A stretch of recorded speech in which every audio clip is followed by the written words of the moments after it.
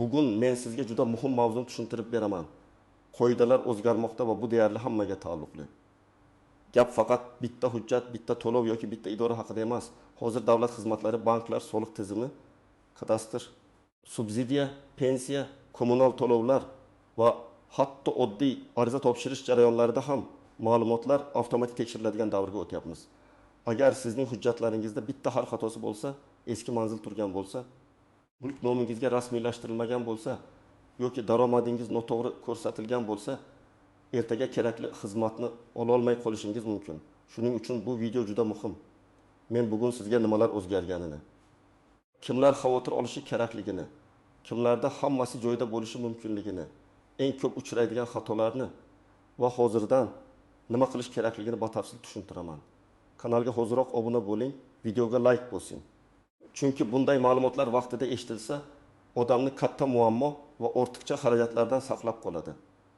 Avvallari ko'p ishlar qog'oz asosida yuritilardi.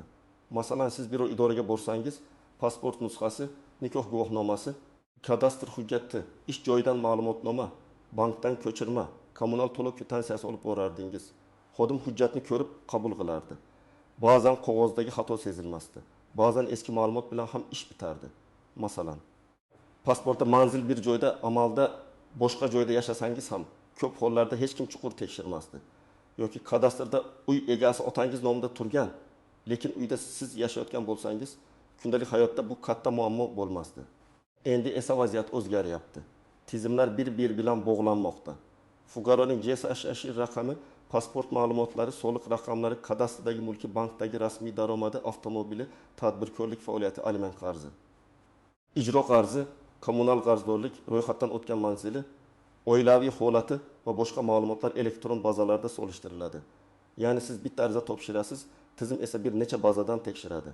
Agar ma'lumotlar mos kelmasa, ariza rad bo'lishi, qo'shimcha hujjat so'ralishi yoki jarayon cho'zilishi mumkin. Men buni oddiy qilib tushuntiraman. Oldin odam hujjat olib kelardi, xodim qaror qilardi. Hozir odam ariza beradi, tizim tekshiradi. Xodim esa ko'pincha tizim chiqargan natijaga qaraydi. Bu yaxshi tomoni bilan shaffoflikni oshiradi, korrupsiyani kamaytiradi, navbatlarni qisqartiradi. Lekin yomon tomoni shundaki, hujjatlarda eski xato bor odamlar birdan muammoga duch keladi. Chunki tizim men bilmayman, qo'shni aytdi degan gapni qabul qilmaydi. Tizim faqat bazadagi rasmiy ma'lumotga qaraydi. Birinchi navbatda kimlar tekshirish kerak? Men aytaman, deyarli hamma. Lekin ayrim toifadagi odamlar ayniqsa ehtiyot bo'lish kerak. Birinchi guruh, uy-joy, yer, kadastr bilan bog'liq masalasi borlar. Agar siz yashayotgan uy hali ham marhum ota-onangiz nomida bo'lsa, meros rasmiylashtirilmagan bo'lsa, kadastr hujjatida maydon noto'g'ri yozilgan bo'lsa, uy qurilgan, lekin hujjatda eski holat turgan bo'lsa, buni albatta tekshirish kerak. Masalan, odam 20 yildan beri bir uyda yashaydi. Uy otasi nomida bo'lgan, ota vafot etgan, aka-ukalar og'zaki kelishib olgan. Kundalik hayotda muammo yo'q. Lekin ertaga odam kredit olmoqchi bo'lsa, subsidiya so'rasa, uyini garovga qo'ymoqchi bo'lsa yoki notarial savdo qilmoqchi bo'lsa, tizimda uy uning nomida emasligi chiqadi. Shunda ish to'xtaydi. Ikkinchi misol, oilada 300 sotik yer bor deb o'ylashadi, lekin kadastrda 2 vol sotik ko'rsatilgan. Yoki aksincha, odam 4 xonali uyda yashaydi. Hujjatda esa eski 2 xonali qurilish ko'rsatilgan. Bunday farqlar keyin soliq, kommunal, meros sotish, ipoteka va sud masalalarida muammo beradi. Shuning uchun kadastrdagi ma'lumotni real holat bilan solishtirish juda muhim. Ikkinchi guruh, subsidiya, nafaqa, moddiy yordam, bolalar puli yoki ijtimoiy yordam olmoqchi bo'lganlar. Bu yerda tizim oilaning rasmiy daromadini, mol-mulkini, avtomobilini, bankdagi ayrim ma'lumotlarni, ro'yxatdan o'tgan a'zolarni tekshiradi. Masalan, ayol bolalar puli uchun ariza beradi. O'zi ishlamaydi, turmush o'rtog'i mavsumiy ishda. Lekin tizimda erining nomida eski avtomobil turibdi. Mashina aslida allaqachon sotilgan. Lekin notarial rasmiylashtirilmagan yoki boshqa odam foydalanib yuribdi. Tizim esa oilada avtomobil bor deb ko'radi va ariza rad bo'lishi mumkin. Odam keyin bu mashina meniki emas, men sotganman deydi, lekin bazada kimning nomida bo'lsa, rasmiy jihatdan o'shaniki hisoblanadi. Yana bir misol. Oila 5 kishidan iborat, lekin ro'yxatda uyda boshqa qarindoshlar ham turibdi. Ular amalda boshqa joyda yashaydi, daromadi bor, lekin rasmiy ro'yxat sizning manzilingizda. Tizim ijtimoiy yordamni hisoblashda shu odamlarni ham oila tarkibiga qo'shib yuborishi yoki daromadni noto'g'ri baholashi mumkin. Natijada siz haqli bo'lsangiz ham rad javobi olasiz. Uchinchi guruh bank kreditlari, ipoteka, mikroqarz yoki muddatli to'lov olmoqchi bo'lganlar. Banklar hozir oldingidan ancha chuqur tekshiradi. Faqat maoshingizga qarab qolmaydi. Kredit tarixi, soliqdagi rasmiy daromad, boshqa qarzlaringiz, sud yoki ijro hujjatlari, aliment, jarimalar, plastik kartadagi tushumlar, hatto ilgari kechiktirilgan to'lovlaringiz ham baholanadi. Masalan, odam 8 million so'm oylik oladi deb o'ylaydi, lekin rasmiy shartnomada 3 million ko'rsatilgan, qolganini qo'lda oladi. Bank tizimda 3 millionni ko'radi. Shunda odam 300 million so'mlik kreditga ariza bersa, bank sizning rasmiy daromadingiz yetmaydi deydi. Yana bir holat. Siz 2 yil oldin telefonni muddatli to'lovga olgansiz, bir oy kechiktirgansiz. Siz buni unutgansiz. Lekin kredit tarixida bu turadi. Endi ipoteka olishda bank ehtiyotkor bo'ladi. Shuning uchun men doim aytaman, kredit tarixi ham xuddi pasportdek muhim hujjatga aylanmoqda. Uni vaqtida tekshirish kerak. 4-guruh tadbirkorlar, o'zi band qilganlar va kichik savdo qiladiganlar. Hozir tushumlar, onlayn kassa, elektron hisob, faktura, bank aylanmalari, ijara shartnomalari, xodimlar bilan tuzilgan mehnat shartnomalari ko'proq solishtirilmoqda. Avvallari kimdir kichik do'kon ochib, o'zgina savdo, hech kim ko'rmaydi deb yurishi mumkin edi. Endi esa terminaldan tushgan pul, bankdagi aylanma, yetkazib beruvchidan kelgan hisob, faktura, onlayn kassa cheklari bir-biriga mos bo'lishi kerak. Agar kirim bor, lekin sotuv ko'rsatilmagan bo'lsa, savol tug'iladi. Agar xodim ishlayapti, lekin rasmiy shartnoma yo'q bo'lsa, bu ham xavf. Misol uchun, kichik kafeda 4 kishi ishlaydi. Oshpaz, ofitsiant, kassir, yordamchi. Lekin rasmiy hujjatda faqat bitta xodim ko'rsatilgan. Tekshiruvda yoki tizimli solishtirishda bu bilinishi mumkin. Natijada jarima, qo'shimcha soliq, mehnat qonunchiligi bo'yicha talablar paydo bo'ladi. Shuning uchun tadbirkorlar uchun qoidalar o'zgarishi oddiy fuqaroga qaraganda ham sezilarliroq.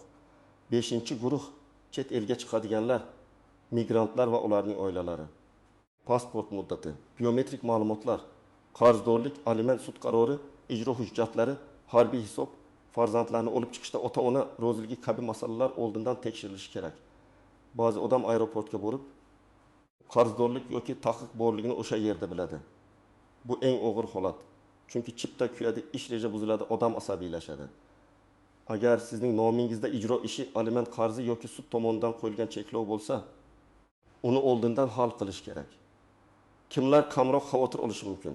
Agar sizning pasport ma'lumotlaringiz to'g'ri, manzilingiz yangilangan, mulkingiz rasmiy nomingizda, qarzdorliklaringiz yo'q, daromadingiz rasmiy, kreditlaringiz vaqtida to'langan, oilaviy holatingiz hujjatlarda to'g'ri aks etgan bo'lsa, katta muammo bo'lmasligi mumkin. Lekin baribir tekshirish kerak. Chunki xato sizdan emas, bazadagi eski ma'lumotdan ham chiqishi mumkin. Birinchi noziklik, ism, familiya, otasining ismi va tug'ilgan sana. Bu oddiydek ko'rinadi, lekin elektron tizimlarda eng ko'p muammo beradigan joylardan biri. Masalan, eski hujjatda o'g'li bir xil yozilgan, yangi hujjatda boshqacha yozilgan, yoki lotin va kirildagi farq tufayli bitta odam ikki xil ko'rinadi. Tug'ilgan sanada bitta raqam xato bo'lsa, tizim sizni boshqa shaxs deb qabul qilishi mumkin.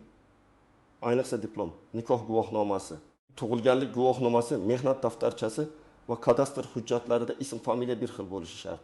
Ikkinchi noziklik JSH raqami. Ko'p xizmatlar aynan shu raqam orqali ulanadi. Pasport almashganingizda yoki hujjat yangilanganda ayrim joylarda eski ma'lumot qolib ketgan bo'lishi mumkin. Masalan, bankda pasportingiz yangilanmagan, soliqda yangilangan, kadastrda esa eski pasport seriyasi turgan bo'lsa, jarayonda mos kelmaslik chiqadi.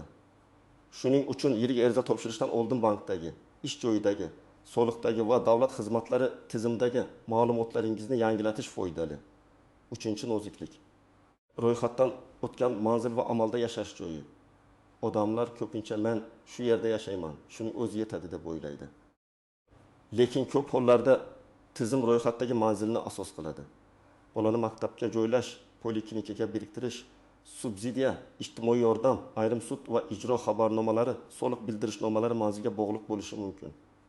Agar siz boshqa joyda yashab, eski manzilda ro'yxatda tursangiz, muhim xabarlarni o'tkazib yuborishingiz mumkin. 4-noziklik, qarzdorliklar. Bu yerda faqat bank krediti emas, jarimalar, soliq, kommunal to'lov, aliment, ijro hujjati, notarial majburiyatlar, sud qarorlari ham rol o'ynaydi. Masalan, 300 ming so'mlik jarima vaqtida to'lanmagan, ustiga xarajatlar qo'shilgan ijroga o'tgan. Odam buni bilmaydi. Keyin avtomobil sotmoqchi bo'lsa yoki chetga chiqmoqchi bo'lsa, cheklovga duch keladi. Shuning uchun mayda qarzni ham mensimaslik kerak emas. Bugun kichik qarz ertaga katta muammoga aylanishi mumkin. 5-noziklik. Norasmiy kelishuvlar. Mashina ukamda yuribdi, lekin nomimda. Uy opamniki, lekin hujjat mendan o'tmagan. Biz og'zaki kelishganmiz. Qarzni tanishim olgan, men kafillik qilganman degan gaplar elektron tizim uchun ahamiyatsiz. Rasmiy hujjatda kim ko'rsatilgan bo'lsa, mas'uliyat o'sha odamda. Agar mashina sizning nomingizda bo'lsa, jarima ham sizga keladi. Agar kreditda kafil bo'lsangiz, qarz oluvchi to'lamasa, bank sizdan talab qilishi mumkin. Agar uy sizning nomingizda bo'lsa, ijtimoiy yordamda ham, soliqda ham, merosda ham u sizning mulkingiz sifatida ko'rinadi. 6-noziklik eski hujjatlar. Ba'zi odamlar hali ham eski shartnoma, eski kadastr, eski guvohnoma bilan yuradi. Hujjat yaroqli bo'lishi mumkin, lekin ba'zida to'liq aks etmagan bo'lishi ehtimoli bor. Masalan, 1990-yillarda olingan yer hujjati bor, lekin elektron kadastrda ma'lumot to'liq emas. Bunday vaziyatda hujjatni raqamlashtirish, yangilash yoki tegishli idorada tekshirtirish kerak bo'ladi. Menda qog'oz bor degan gap ba'zan yetarli bo'lmay qoladi, chunki xizmatlar elektron bazadan ishlayapti. 7-noziklik, oilaviy holat, nikoh, ajrim, farzandlar, aliment majburiyati, vasiylik, merosxo'rlik kabi masalalar ko'p xizmatlarga ta'sir qiladi.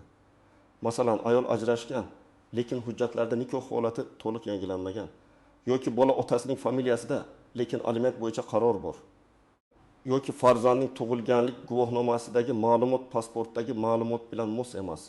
Bular oddiy ko'rinsa ham nafaqa, chetga chiqish, maktab, tibbiyot, meros masalalarida muammo tug'dirishi mumkin. Birinchi qadam. Shaxsiy ma'lumotlaringizni tekshiring. Pasport yoki ID kartangizdagi ism, familiya, otasining ismi, tug'ilgan sana, JSSHIR raqami, amal qilish muddati, ro'yxatdan o'tgan manzilni ko'rib chiqing. Keyin shu ma'lumotlar bankda, ish joyida, soliq tizimida, davlat xizmatlari portalida bir xil ekanini tekshiring. Agar pasport almashtirgan bo'lsangiz, bankka borib yoki ilova orqali ma'lumotni yangilang. Ish joyingizdagi kadrlar bo'limiga ham yangi hujjat nusxasini topshiring. Ikkinchi qadam, mulklaringizni tekshiring. Uy, yer, avtomobil, noturar joy, garaj, do'kon, dala, hovli kabi mol-mulklar kimning nomida turganini aniqlang. Buni kadastr organlari, davlat xizmatlari markazi yoki tegishli elektron xizmatlar orqali tekshirish mumkin. Agar mulk marhum qarindosh nomida qolgan bo'lsa, meros ishini ochish kerak. Agar uy sotilgan bo'lsa, lekin nomingizdan chiqmagan bo'lsa, xaridor bilan rasmiylashtirishni talab qiling. Agar avtomobilni ishonchnoma bilan bergan bo'lsangiz, uning jarimalari va holatini tekshirib turing. 3-qadam, qarzdorliklaringizni tekshiring. Bank kreditlari, jarimalar, soliq, kommunal to'lovlar, aliment, ijro hujjatlari bo'yicha holatingizni ko'ring. Agar kichik qarz bo'lsa ham to'lab qo'ying yoki nima uchun chiqqanini aniqlang. To'laganingizdan keyin kvitansiyani saqlang. Elektron chekni yuklab oling. Ba'zan qarz to'langan bo'ladi, lekin ba'zida yopilmagan bo'ladi. Shunda to'lov hujjati bilan murojaat qilish kerak. 4-qadam, kredit tarixingizni tekshiring. Agar siz yaqin orada ipoteka, avtomobil krediti, biznes krediti yoki katta miqdorda qarz olmoqchi bo'lsangiz, kredit tarixini oldindan ko'ring. Kechikishlar bormi? Siz olmagan kredit chiqmaganmi? Yopilgan kreditlar haqiqatan yopilganmi? Kafilliklaringiz bormi? Bularni aniqlang. Agar xato bo'lsa, bankka yozma murojaat qiling. Og'zaki gap bilan cheklanib qolmang. Ariza raqamini oling, javob muddatini kuzating. 5-qadam, oilaviy hujjatlarni tartibga keltiring. Nikoh guvohnomasi, ajrim qarori, farzandlarning tug'ilganlik guvohnomalari, aliment qarori, vasiylik hujjatlari, meros hujjatlarini bir joyga yig'ing. Ism, familiyalarda farq yo'qligini tekshiring. Agar farq bo'lsa, fodiya organlariga murojaat qilib, tuzatish kiritish tartibini so'rang. Ayniqsa farzandni chetga olib chiqish, maktabga joylash, nafaqa olish yoki meros ishida bu hujjatlar juda kerak bo'ladi. 6-qadam, tadbirkor bo'lsangiz, hisob kitobni oqartiring. Savdo tushumlari, kassa cheklari, bank aylanmalari, shartnomalar, ijara hujjatlari, xodimlar bilan mehnat shartnomalari tartibli bo'lsin. Hali kichkina biznesman deb e'tiborsiz qoldirmang. Bugun kichkina xato ertaga katta jarima bo'lishi mumkin. Agar xodim ishlatsa, shartnoma qiling. Agar ijara joyida ishlasangiz, ijara shartnomasini rasmiy qiling. Agar tovar olsangiz, hujjatini saqlang. Bu sizni ham himoya qiladi. 7-chi qadam yozma murojaat qilishni o'rganing. Ko'pchilik idoraga borib og'zaki so'raydi. Keyin hech qanday iz qolmaydi. Men maslahat beraman, muammo bo'lsa ariza yozing. Arizada familiya, ism, shahar, telefon, manzil, muammo mazmuni, qaysi ma'lumotni tekshirish yoki tuzatish kerakligini aniq yozing. Hujjat nusxalarini ilova qiling. Arizani Davlat xizmatlari markazi, tegishli idora qabulxonasi yoki elektron portal orqali yuboring. Ariza raqamini saqlang. Javob kelmasa, shu raqam bilan qayta murojaat qiling. 8-qadam hujjatlarni raqamli va qog'oz shaklida saqlang. Pasport, kadastr, shartnoma, to'lov kvitansiyalari, sud qarori, bank ma'lumotnomasi. Fadya hujjatlarni skaner qilib telefon yoki bulutli xotirada saqlang. Lekin asl hujjatlarni ham yo'qotmang. Telefon buzilishi mumkin, parol unutilishi mumkin. Shuning uchun muhim hujjatlarning qog'oz papkasi bo'lsin. Oilada bitta odam hammasini bilib, boshqalar bexabar qolmasin. Xotin, ota-ona va farzandlar muhim hujjatlar qayerda ekanini bilishi kerak. 9-qadam katta ishni oxirgi kunga qoldirmang. Masalan, chetga uchishingiz kerak bo'lsa, pasport, qarzdorlik, taqiq, farzand hujjatlarini kamida 1 oy oldin tekshiring. Ipoteka olmoqchi bo'lsangiz, kredit tarixi va rasmiy daromadni kamida 3-4 oy oldin tartibga keltiring. Uy sotmoqchi bo'lsangiz, kadastr, meros, qarzdorlik, kommunal to'lovlarni oldindan tekshiring. Subsidiya yoki nafaqa olmoqchi bo'lsangiz, oila tarkibi, daromad, ro'yxat, mulk ma'lumotlarini arizadan oldin ko'ring. 10-qadam. Tanish bilish maslahatiga ko'r-ko'rona ishonmang. Qo'shnim shunday qilgan, amakim shunday degan, bir odam hal qilib beradi degan gaplar xavfli. Qoidalar tez o'zgaryapti. Bugun ishlagan yo'l ertaga ishlamasligi mumkin. Rasmiy manbadan tekshiring. Davlat xizmatlari markazidan so'rang. Bankdan yozma javob oling. Soliq maslahatchisi yoki yurist bilan maslahat qiling. Ayniqsa mulk, meros, kredit va tadbirkorlikda noto'g'ri maslahat katta pulga tushadi. Demak, asosiy fikr shuki, qoidalar o'zgaryapti, tizimlar bir-biriga ulanmoqda, ma'lumotlar avtomatik tekshirilmoqda. Endi hujjatim qayerdadir bor, keyin to'g'rilayman. Og'zaki kelishganmiz degan yondashuv xavfli. Pasport, manzil, kadastr, mulk, qarz, kredit tarixi, oilaviy hujjatlar, daromad va tadbirkorlik hujjatlari to'g'ri bo'lishi kerak. Men sizga qo'rqitish uchun emas, oldindan tayyor bo'lishingiz uchun aytdim.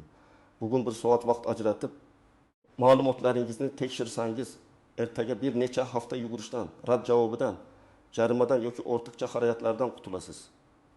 Ayniqsa uy-joy, subsidiya, kredit, chetga chiqish, meros va tadbirkorlik masalasi bor odamlar bu ishni cho'zmasin.